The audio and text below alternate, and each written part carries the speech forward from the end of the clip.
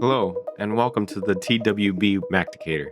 This is a tutorial to teach you and explain to you how this indicator works. We're going to start off with time frames. This indicator can be used on multiple time frames, from the 1 minute, even the 30-second, if you have that capability, all the way up to the daily, as well as the monthly and yearly. You can use it accurately on the candlesticks.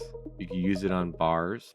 You can use it on hollow candles, volume candles. Of course, you have to have more than just the basic trading view. You can use it on lines. Use it on columns.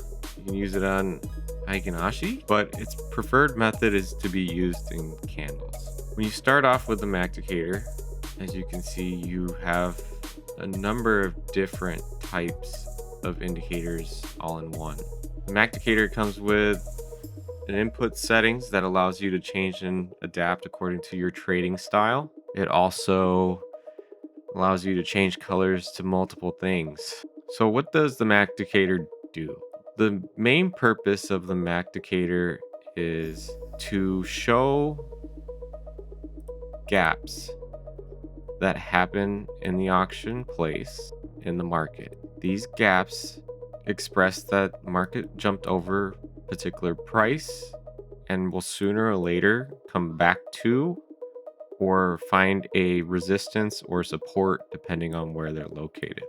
It will send an array out with the number of ticks based on the time frame that you have pulled up on your chart.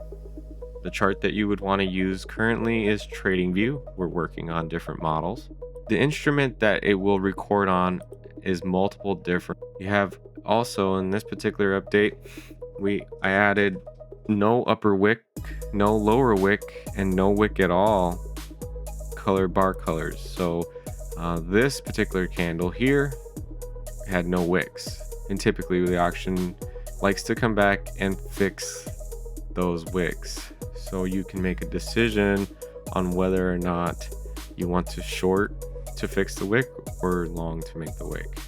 As you can see, there was no wick here. The auction came back and fixed the wick here, found a support, went higher, went lower, and then it went to higher highs. You also comes with 3 EMAs. You have the 9, 20, and I put the 200. You can change these to any EMA you would like, any color you would like. And this also comes with traditional pivots that can be set according to how you like traditional Fibonacci, Woody, Classic, DM, or Carmilla. You can set the number of pivots back. You can turn them all off by clicking these buttons here. You can view them as you see fit.